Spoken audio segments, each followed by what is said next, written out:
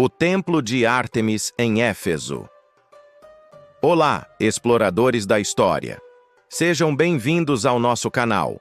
Hoje, embarcaremos em uma jornada fascinante de volta no tempo, para desvendar os segredos de uma das estruturas mais magníficas já construídas pela humanidade. O Templo de Ártemis em Éfeso.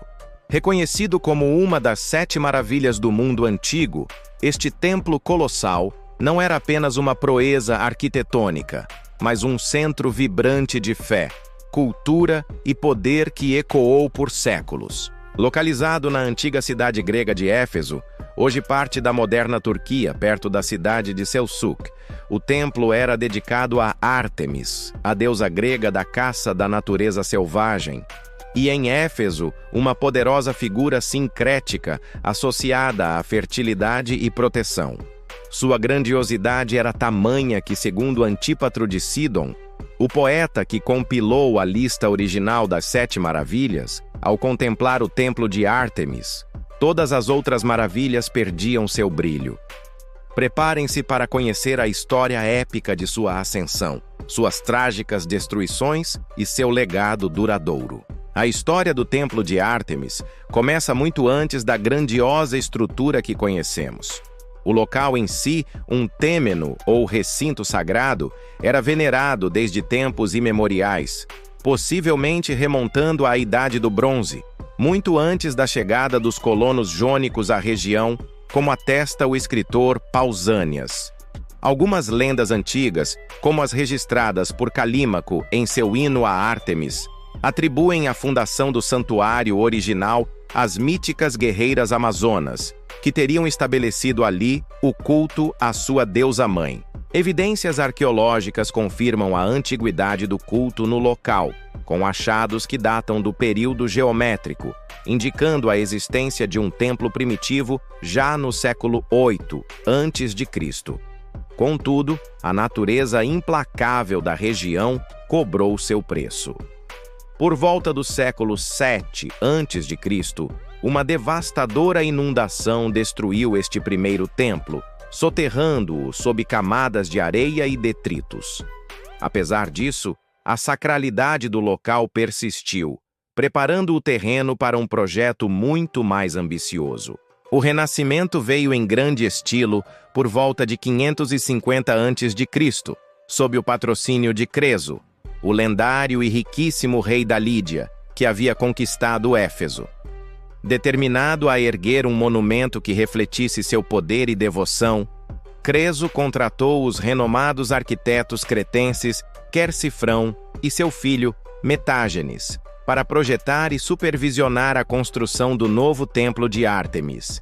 A empreitada foi colossal, levando, segundo algumas fontes, décadas ou até mais para ser concluída, dada a complexidade e a escala do projeto. O resultado foi uma estrutura sem precedentes, considerada o primeiro grande templo grego inteiramente construído em mármore. Seguindo o elegante estilo jônico, o templo possuía dimensões impressionantes, cerca de 115 metros de comprimento por 46 metros de largura. Sua característica mais marcante era a floresta de colunas, 127 delas, cada uma com aproximadamente 20 metros de altura, o equivalente a um prédio de 6 ou 7 andares hoje. Essas colunas eram dispostas em filas duplas, criando um amplo corredor processional ao redor da cela, o coração do templo. Plínio, o Velho, relata que 36 dessas colunas eram adornadas com relevos primorosamente esculpidos em sua base.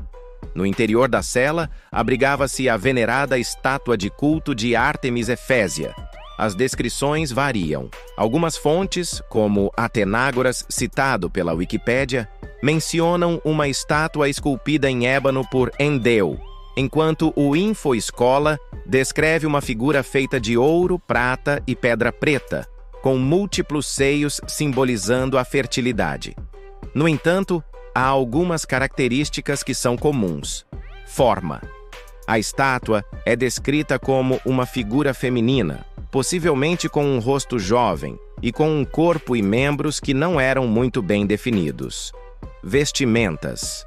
É frequentemente mencionada que a estátua vestia uma túnica longa, que a cobria desde os ombros até os pés, e que esta túnica era adornada com elementos de animais, como touros, leopardos e grifos. Adornos. É também mencionado que a estátua tinha um colar, ou tiara, com um signo do zodíaco, e que tinha uma série de figuras bulbosas ou seios projetando-se da túnica. Material. A estátua original é frequentemente descrita como feita de meteorito negro.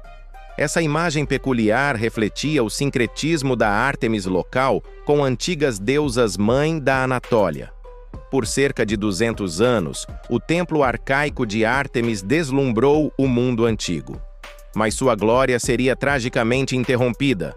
Na noite fatídica de 21 de julho de 356 a.C., um homem chamado Heróstrato, movido por um desejo doentio de imortalidade, incendiou deliberadamente a magnífica estrutura. Ele ateou fogo às vigas de madeira do telhado, e as chamas consumiram rapidamente uma das maiores criações humanas. Seu objetivo? Que seu nome fosse lembrado para sempre, mesmo que associado a um ato de destruição tão infame.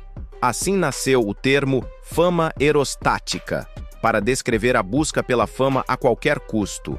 Os efésios, ultrajados, condenaram Heróstrato à morte e decretaram a damnatio memoriae, a proibição de que seu nome fosse sequer mencionado, na esperança de apagá-lo da história. Ironicamente, o historiador Teopompo registrou o evento e o nome do incendiário, garantindo a Heróstrato a notoriedade que ele tanto almejava. Uma curiosa coincidência histórica marca essa data. Acredita-se que Alexandre, o Grande, nasceu na mesma noite em que o templo ardia. Plutarco, séculos depois, escreveria que a própria deusa Ártemis estaria tão ocupada com o nascimento do futuro conquistador que não pôde salvar seu próprio templo. Apesar da devastação, o espírito dos efésios não foi quebrado. Anos mais tarde, após suas conquistas, o próprio Alexandre, o Grande, visitou Éfeso e ofereceu-se para financiar a reconstrução do templo, desde que seu nome fosse inscrito na obra. Orgulhosos, os efésios diplomaticamente recusaram a oferta, afirmando que não seria apropriado um deus construir um templo para outra divindade. Assim, após a morte de Alexandre em 323 a.C., os cidadãos de Éfeso reuniram seus próprios recursos e iniciaram a monumental tarefa de reerguer seu amado templo.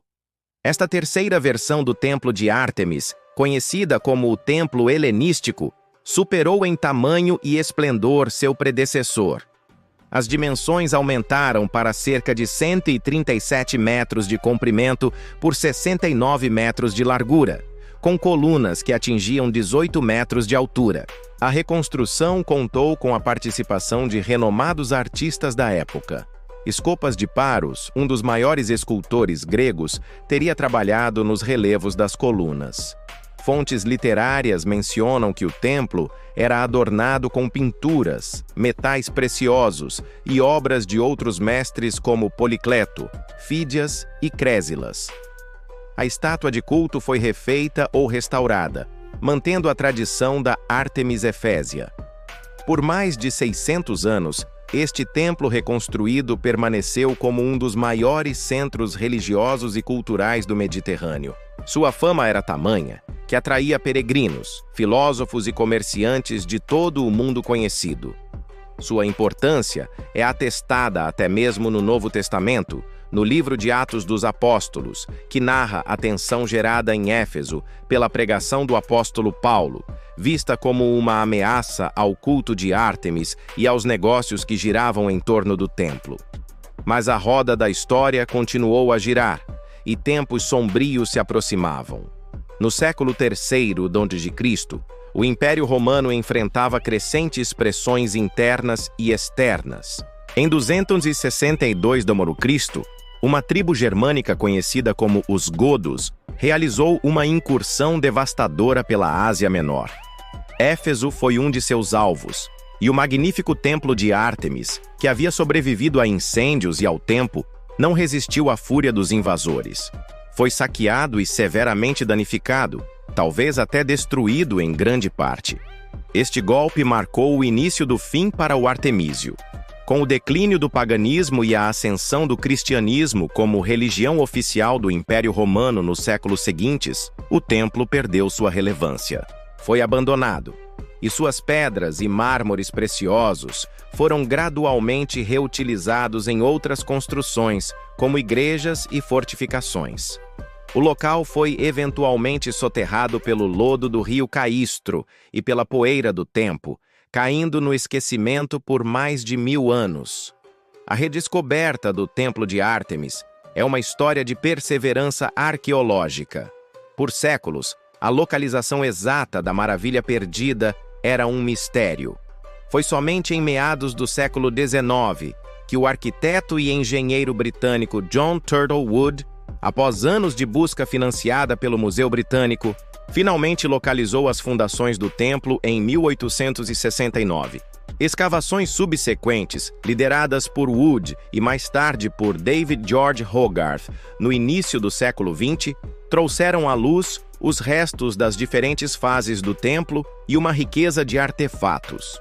Hoje, quem visita Éfeso encontra um cenário melancólico no local do antigo templo. Apenas as fundações pantanosas e uma única coluna solitária, remontada pelos arqueólogos, testemunham a antiga grandiosidade da estrutura. É um lembrete pungente da impermanência até das maiores criações humanas. No entanto, o legado do Templo de Ártemis sobrevive. Muitos dos artefatos mais impressionantes recuperados das escavações, incluindo fragmentos de colunas esculpidas e joias, estão hoje expostos no Museu Britânico, em Londres, permitindo-nos vislumbrar um pouco do esplendor perdido. É importante lembrar que o templo não era apenas pedra e mármore, mas o centro de um culto vibrante e único. A Ártemis venerada em Éfeso era uma figura complexa, um sincretismo da deusa grega com antigas divindades da fertilidade da Anatólia, como Cibele. Sua representação mais famosa, com múltiplos seios ou adornos ovais cobrindo o torso, simbolizava a abundância e a força nutridora da natureza, bem diferente da imagem virginal da caçadora Ártemis do panteão grego clássico. O templo funcionava como um importante centro de peregrinação, atraindo devotos de vastas regiões. Além disso, oferecia direito de asilo, um refúgio seguro dentro de seus muros sagrados. Centenas de sacerdotisas e eunucos serviam à deusa, realizando rituais complexos e mantendo a chama da fé acesa por séculos. O culto de Ártemis Efésia era uma força poderosa na vida religiosa, social e econômica da cidade. O Templo de Ártemis em Éfeso, uma maravilha nascida da ambição e da fé, destruída pela vaidade e pela guerra, e redescoberta pela curiosidade e pela ciência. Sua história é um microcosmo das grandezas e fragilidades da civilização. Embora hoje reste pouco de sua estrutura física, sua lenda perdura, inspirando admiração e nos lembrando do incrível potencial criativo da humanidade e da passagem inexorável do tempo. Uma verdadeira maravilha, perdida, mas jamais esquecida. Obrigado por nos acompanhar nesta viagem. Se você gostou deste vídeo, não se esqueça de deixar seu like, compartilhar com os amigos e se inscrever no canal para mais explorações históricas. Deixe nos comentários qual outra maravilha do mundo antigo você gostaria de ver aqui. Até a próxima!